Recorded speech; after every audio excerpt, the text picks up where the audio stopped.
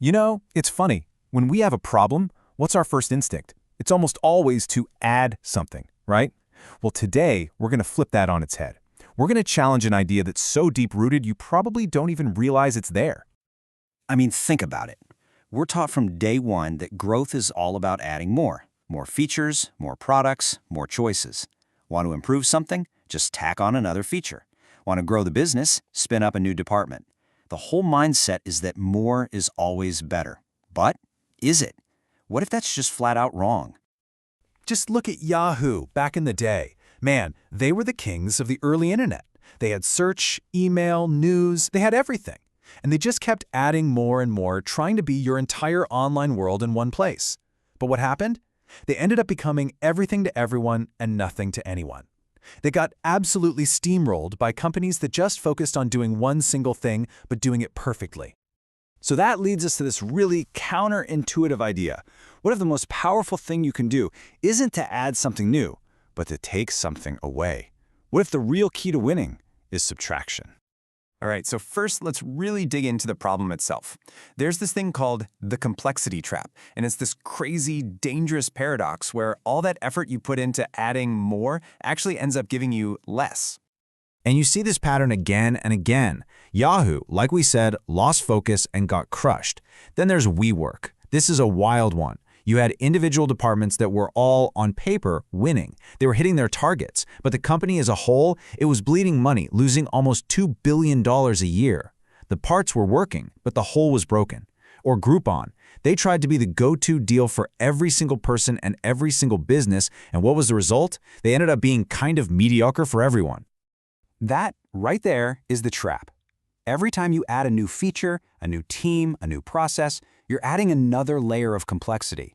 And eventually, you hit this tipping point where all that complexity stops helping and just starts slowing you down. It becomes dead weight. It makes you slower, less focused, and ultimately less effective. Okay, so if complexity is the trap, then simplicity is the key to get out. It's like a secret weapon, an almost unfair advantage, and you see this so clearly in the world of software and engineering. Okay, look at this number, 900 million. By 2015, that's how many active users WhatsApp had. Think about that, 900 million people sending 40 billion messages every single day. The scale is just insane. So take a guess. How many engineers do you think it took to run all of that? 1,000? 5,000? More? Not even close. 50. That's it. Just 50 engineers. And no, that is not a typo. While other tech giants had thousands, literally thousands, of engineers trying to manage that kind of scale, WhatsApp did it with a team you could fit in one room. So how on earth did they do it? Simple. They were absolutely ruthless about avoiding complexity. Yeah, their whole philosophy was built on this one powerful idea. Think about early WhatsApp. No desktop app, no complicated user accounts, no ads. Just one single focus. Make messaging fast and reliable. Period. They built the absolute simplest system they could to get that job done. And in doing so, they proved that simplicity isn't some kind of weakness. It's the secret to scaling like crazy. And it's not just WhatsApp. We see the exact same thing with Stack Overflow. You know, the website that has saved pretty much every programmer's life at one point or another. While the rest of the tech world was chasing all the cool, trendy, complex stuff, like microservices and dozens of specialized teams, Stack Overflow did the opposite. They stuck with a simple, kind of boring, single system. But here's the key. They optimized the heck out of it. And the result?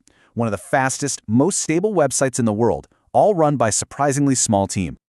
Okay, so this isn't just a lesson for coders. This idea applies to the entire product, to the entire business strategy. The power of subtraction is really just the power of focus.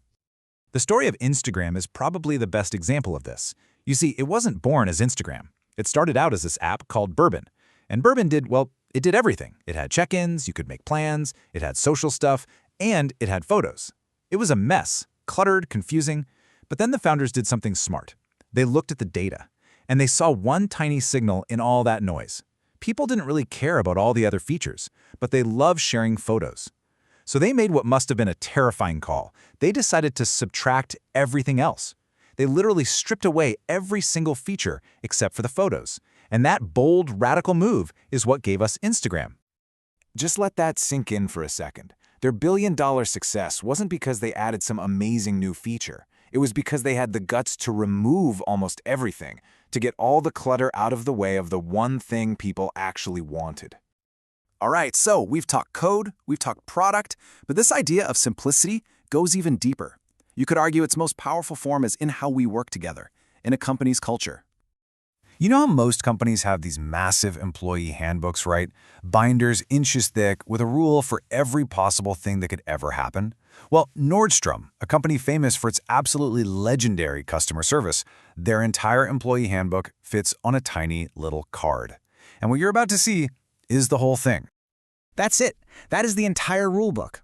So instead of having 1,000 rules designed to control people, they have one single principle designed to empower them. They swap out all that complexity and bureaucracy for one simple, powerful ingredient: trust.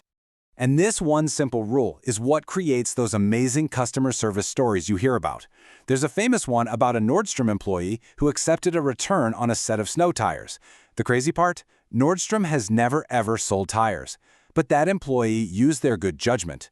They realized that making that customer happy and earning their trust for life was way more valuable than the cost of those tires. You can't write a rule for that.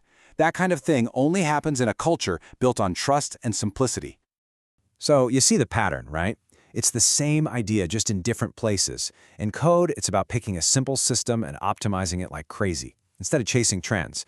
In product, it's finding what people truly love and having the courage to get rid of everything else. And in culture, it's trading in those thick rule books for simple, powerful trust. Look, our default setting is always to add more. One more feature, one more rule, one more meeting on the calendar. But as we've seen, sometimes the smartest, most powerful move you can make is to subtract. So I'll leave you with this question.